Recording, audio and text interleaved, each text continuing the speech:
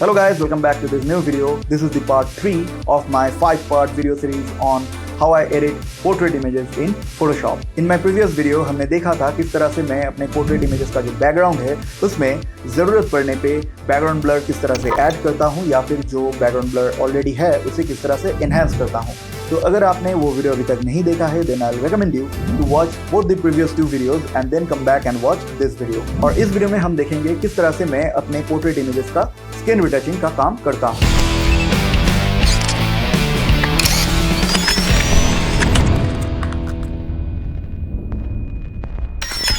मैं Adobe Photoshop में 2 step में मेरे पोर्ट्रेट इमेजेस का स्किन रिटचिंग का काम करता हूँ। पहले स्टेप में मैं नॉर्मल जो हीलिंग ब्रश है उस टूल के मदद से मैं मेरे पोर्ट्रेट इमेजेस का जो भी इम्परफेक्शंस या फिर ब्लेमिशेस है वो हील करता हूँ। फिर उसके बाद मैं फ्रीक्वेंसी सेपरेशन टेक्निक का इस्तेमाल करता हूँ to do the further skin retouching.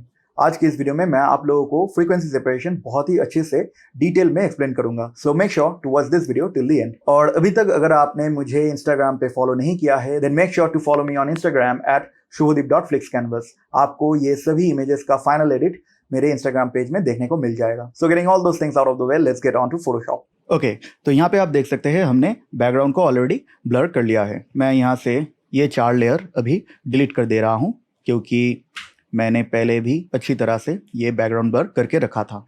और ये आप देख सकते हैं फाइनल कंपोजिट बोल के एक स्टैम्प विजिबल लेयर मैंने क्रिएट किया है। और ये क्रिएट करने के लिए आपको सिर्फ जो लास्ट लेयर है जिसके ऊपर आपने काम किया है, जहां तक आप एक स्टैम्प विजिबल लेयर या फिर एक मर्ज्ड लेयर क्रिएट करना चाहते हैं उस लास्ट लेयर को क्लिक करके आपको सिर्फ शिफ्ट कंट्रोल ऑल्ट और ई ये की कॉम्बिनेशन एक साथ दबाना है तो आपको एक मर्ज्ड लेयर देखने को मिल जाएगा। और इसको ही मैंने रीनेम करके फाइनल कंपोजिट ये नाम दिया था। तो इसे हम यहाँ से डिलीट कर दे रहे हैं और ये जो मेरा फाइनल कंपोजिट है इसे मैं ऑन कर दिया। तो अभी हम इसके ऊपर हमारा स्किन रिटचिंग का काम करेंगे और वो करेंगे हम 2 स्टेप में। पहला जो स्टेप है वो है बेसिक हीलिंग टूल की मदद से जो पिंपल्स और ब्लेमिशेस है उसे हम हील करेंगे। और आप देख सकते हैं यहाँ पे एक हीलिंग बोल के लेयर है जिसके ऊपर मैंने ये हीलिंग का काम किया है। अगर मैं इस लेयर को ऑन करूंगा तो आप देख सकते हैं यहाँ पे मैंने स्किन से जो प्रोमिनेंट ब्लेमिशेस है उनको हीलिंग ब्रश के मदद से हील कर दिया है। तो एक बार मैं इस प्रोसेस को दिखा देता हूँ। तो इस लेयर को अभी हम ऑफ करते हैं और यहाँ पे मैं सिर्फ एक इस प्लस बटन पे क्लिक करके एक नया लेयर क्रिएट करूंगा। इस लेयर को हम इस तरह से रीनेम कर सकते हैं। और अभी हमको यहाँ पे इस हीलिंग ब्रश टूल को लेना है। अगर आप इस टूल के ऊपर क्लिक करके होल्ड करके रखेंगे तो आपको यहाँ पे कुछ हीलिंग टूल देखने को मिलेगा। आपको इस हीलिंग ब्रश टूल इस टूल की मदद से हीलिंग का काम करना है। अगर आप इस स्पॉट हीलिंग ब्रश इस टूल का यूज़ करेंगे तो आपको उतना अच्छा रिजल्ट नहीं मिलेगा। तो मैं आपको रेकमेंड करूंगा कि आप जो आपका रेगुलर हीलिंग ब्रश टूल है इसको ही आप यूज़ कीजिए। अभी आप देख सकते हैं ये जो ब्रश का साइज़ है ये काफ़ी बड़ा है तो आप कीबोर्ड में लेफ्ट ब्रैकेट की का यूज़ करके इसको छोटा कर सकते हैं या फिर इसका साइज़ बड़ा भी कर सकते हैं राइट ब्रैकेट की मदद से। तो अभी हमको इसका साइज़ थोड़ा छोटा करना है तो हम यहाँ पे लेफ्ट ब्रैकेट की का इस्तेमाल करेंगे। तो ये साइज़ अभी सही लग रहा है।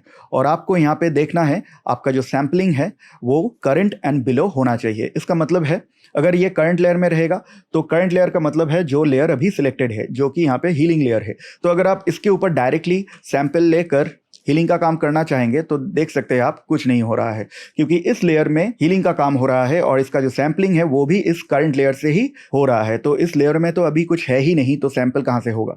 तो आपको जो करना है यहाँ पे सैंपल को करंट एंड बिलो ये सिलेक्ट करना है। मतलब इस लेयर के ऊपर और इस लेयर के नीचे जो भी पिक्सल्स है इन सभी से इस लेयर के ऊपर ये ब्रश सैंपल करेगा। तो एक बार कॉन्सेप्ट क्लियर करने के लिए आपको दिखा देता हूँ। अगर मेरा ब्रश का साइज़ थोड़ा बड़ा है और मैं अगर इस मॉडल की आंखों के ऊपर ऑल्ट दबा के सैंपल लेता हूँ तो अभी मैं चाहूँ तो ये सैंपल मैं कहीं पे भी ड्रॉ कर सकता हूँ।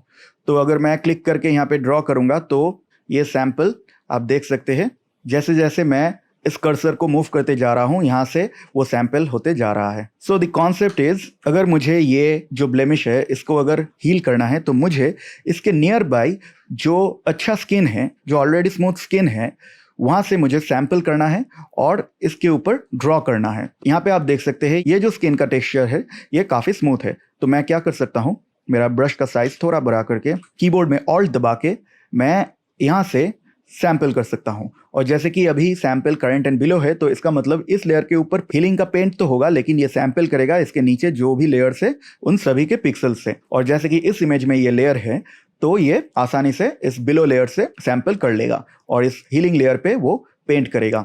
तो मैं यहाँ से ऑल्ट दबा के सैंपल लेता हूँ और इसके ऊपर वो सैंपल पेंट कर दिया। तो आप देख सकते हैं यहाँ पे ये हील हो गया। तो अभी ये जो स्किन का टेक्सचर और कलर है वो थोड़ा मिसमैच हो रहा है, तो मैं क्या कर सकता हूँ, मैं नियर बाई एरिया से एक बार फिर से सैंपल लेकर इसके ऊपर ड्रॉ कर सकता हूँ, तो ये बिल्कुल ब्लेंड हो जाएगा। तो अभी आप देख सकते हैं this was the before and this is the after. तो इसी तरह से अगर आपको इस पिंपल को हटाना है तो आप यहाँ से सैंपल लेकर इसके ऊपर ड्रॉ करके इस पिंपल को हटा सकते हैं। फिर अगर आप चाहें तो इस मार्क को भी हटा सकते हैं। तो उसके लिए आपको नियर बाई एरिया से सैंपल लेना है, कीबोर्ड में ऑल्ट प्रेस करके जहाँ से सैंपल लेना है उसके ऊपर क्लिक करना है और फिर ऑल्ट को छोड़ देना है और वो सैंपल लेके आपको ब्लेमिश के ऊपर पेंट कर देना है। तो सिमिलरली आपको देखना है कि कहाँ कहाँ पे ब्लेमिश है और कहाँ कहाँ पे आप ब्लेमिश को रिमूव करना चाहते हैं। मैं पहले देख रहा हूँ कौन सा पिंपल या फिर ब्लेमिश को मुझे रिमूव करना है और उसके नियर बाय जो अच्छा स्किन टेक्सचर है वहाँ से मुझे ऑल्ट दबा के सैंपल लेना है और ब्लेमिश के ऊपर पेंट कर देना है। तो इस तरह से मैंने ये सभी स्किन इम्परफेक्शंस को रिमूव किया है और ये आप अपने हिसाब से कर सकते हैं। आपको जितना ज़्यादा स्मूथ चाहिए आप उतना टाइम लेके अच्छे से इस प्रोसेस को कीजिए। ये जो लेयर है इस लेयर में मैंने ऑलरेडी ये काम करके रखा है, तो मैं अभी इस लेयर का विजिबिलिटी ऑफ करता हूँ और इस लेयर को अभी टर्न ऑन करता हूँ। तो आप देख सकते हैं मैंने स्किन के ऊपर से जितने भी सारे इम्परफेक्शंस थे उन सभी को हील कर दिया है।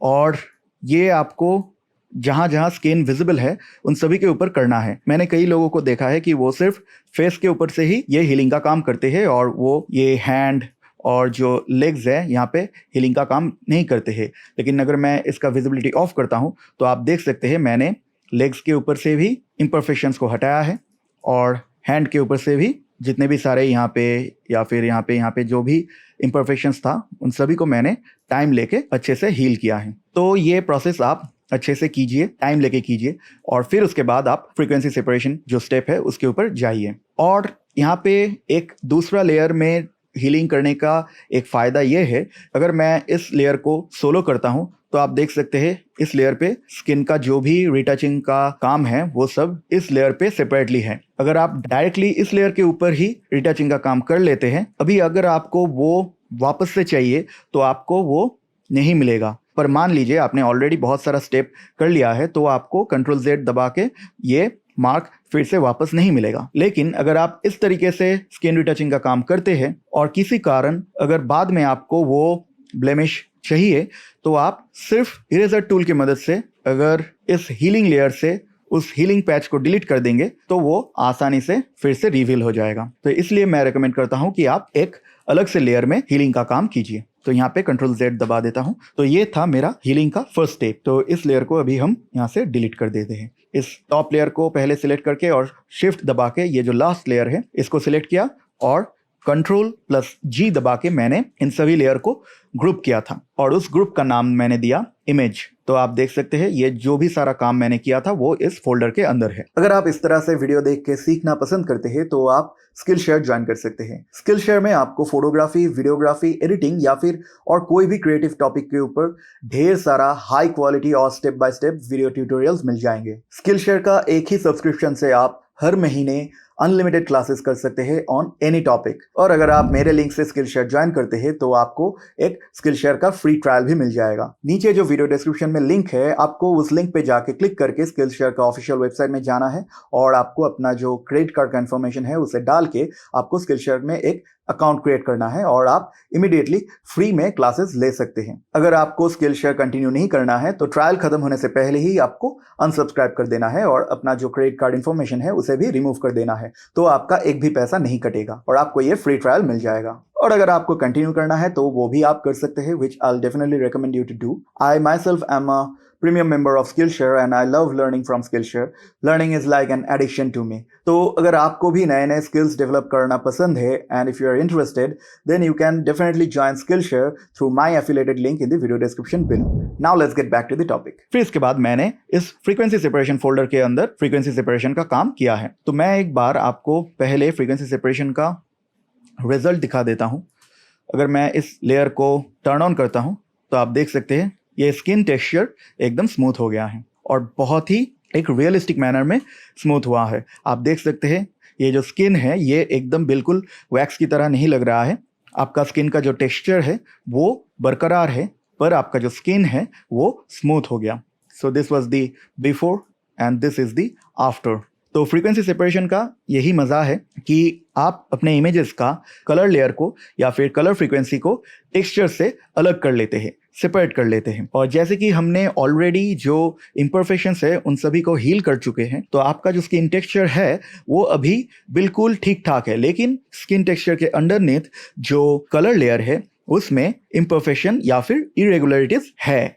तो अगर आप उस इरेगुलरिटी को स्मूथ कर सकते हैं तो आपका जो स्किन है उसका टेक्सचर तो बरकरार रहेगा लेकिन आपका जो स्किन है वो काफ़ी स्मूथ दिखेगा। तो इसीलिए हम फ्रीक्वेंसी सेपरेशन का यूज़ करते हैं हाई एंड स्किन रिटचिंग करने के लिए, ताकि आपका जो स्किन है वो स्मूथ दिखे लेकिन एक रियलिस्टिक वे में। तो ये प्रोसेस मैं आपको बिल्कुल शुरू से करके दिखाता हूं। तो इसके लिए मैं अभी ये जो फ्रीक्वेंसी सेपरेशन लेयर है इसे ऑफ कर दे रहा हूं। So this was the final composite after doing the healing process. Now what we have to do is we have to create a new stamp visible layer.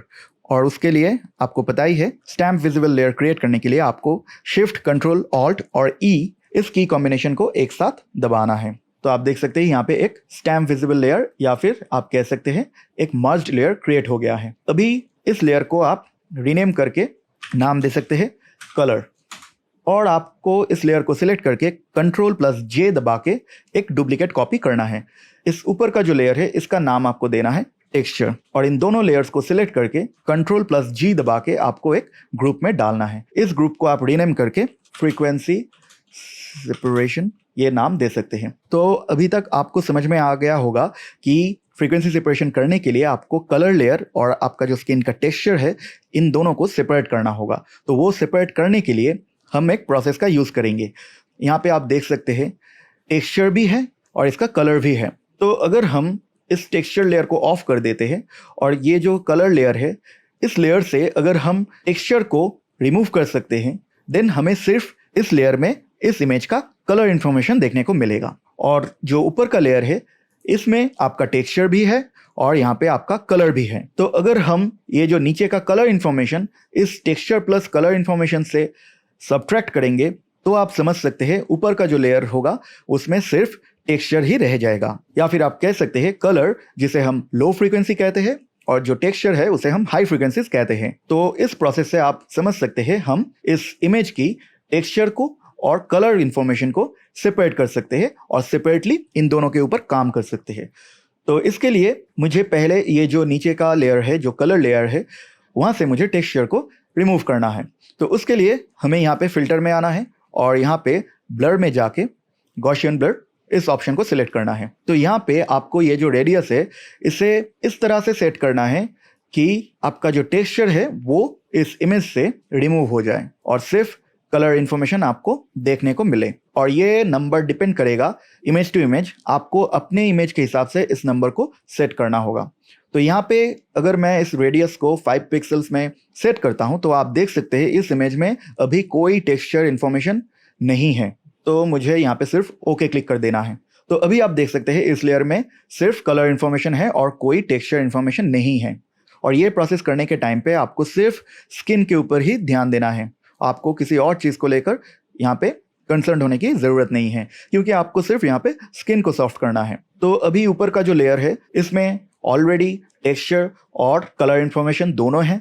तो अगर हम इस टेक्सचर प्लस कलर इन्फॉर्मेशन से ये जो नीचे का सिर्फ कलर इन्फॉर्मेशन है इसे सब्ट्रैक्ट कर पाता हूँ तो हमें इस लेयर पे सिर्फ इस इमेज का टेक्सचर दिखने को मिलेगा, राइट। तो वो करने के लिए हमें इस टेक्सचर लेयर को सिलेक्ट करना है और यहाँ पे इमेज में जाके अप्लाई इमेज इस ऑप्शन के ऊपर क्लिक करना है। तो आप देख सकते हैं यहाँ पे एक लेयर बोल के ऑप्शन है।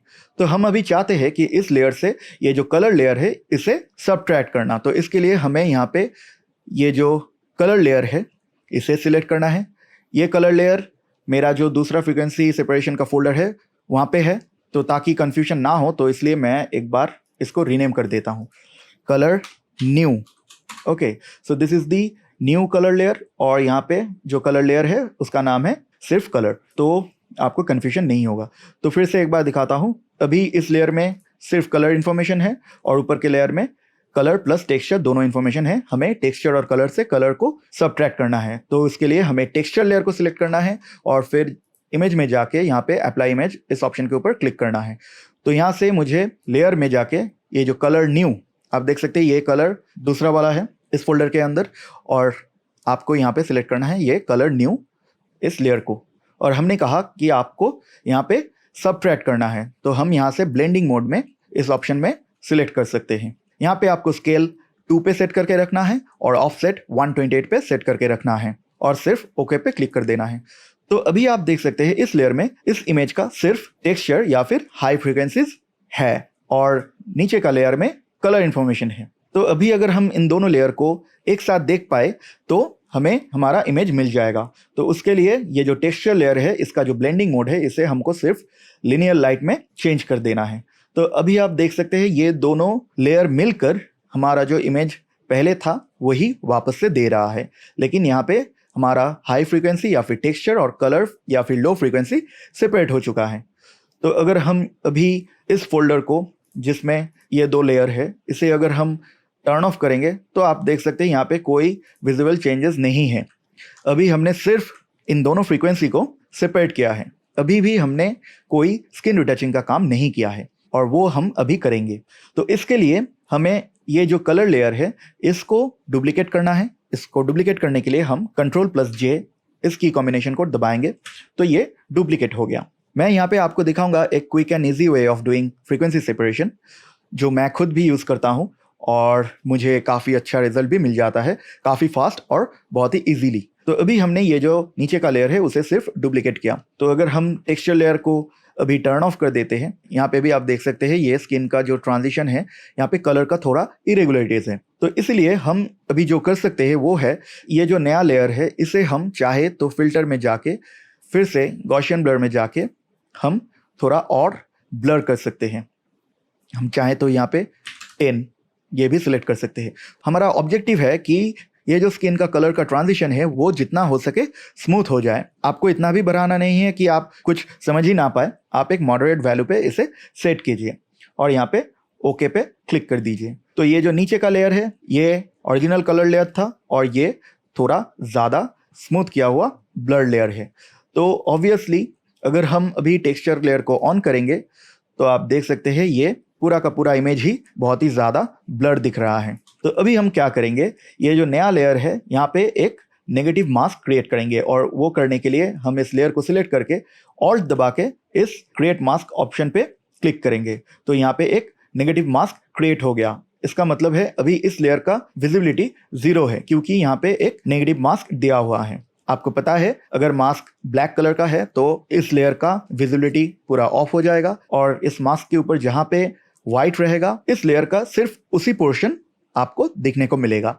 तो अभी हम क्या करेंगे, हम लैसो टूल की मदद से क्विकली स्किन को सिलेक्ट कर लेंगे और ये मैं रियल टाइम में कर रहा हूँ।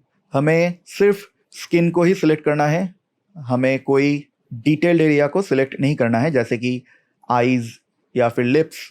और हमें ये भी ध्यान रखना है कि हम ज़्यादा एज में ना जाए।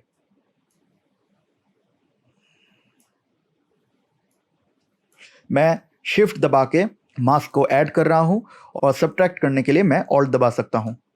ओके, तो यहाँ पे शिफ्ट दबा के ऐड कर लिया। तो अभी फेस का पोर्शन सिलेक्ट हो गया। मैं जहाँ जहाँ पे स्किन विजिबल है आपको वो पूरा का पूरा ही स्किन सिलेक्ट करना है, जैसे कि ये हैंड हो गया और यहाँ पे लेग्स को भी सिलेक्ट कर लेते हैं।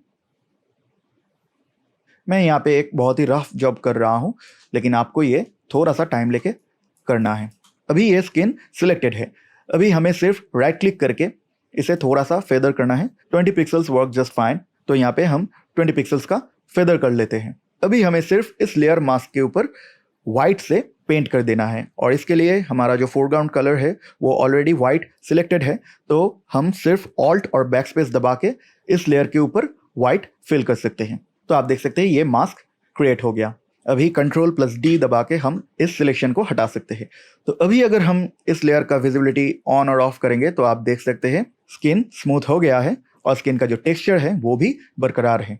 अगर आपको लगता है कि इस लेयर का इफेक्ट थोड़ा ज़्यादा है तो आप इस लेयर को सिलेक्ट करके इसका जो ओपेसिटी है इसे भी थोड़ा सा कम कर सकते हैं, तो आपको स्किन स्मूथ भी देखने को मिलेगा और आपको एक रियलिस्टिक रिजल्ट भी देखने को मिलेगा। सो this was the quick and easy way of doing frequency separation in Adobe Photoshop. आप चाहे तो यहाँ पे इस लेयर का मल्टीपल डुप्लीकेट कॉपीज क्रिएट कर सकते हैं और जहाँ पे आपको ज़्यादा स्किन स्मूथ चाहिए वहाँ पे आप 2-3 लेयर का स्मूथनिंग यूज़ कर सकते हैं। जैसे कि यहाँ पे ये जो फेस का स्मूथनिंग है ये मुझे इन 3 लेयर में नहीं चाहिए, तो मैं यहाँ से फेस को सिलेक्ट करके इस लेयर मास्क को सिलेक्ट करके फोरग्राउंड कलर को ब्लैक सिलेक्ट करके मैं यहाँ से हर एक मास्क में स्किन स्मूथनिंग का इफेक्ट कम कर सकता हूँ।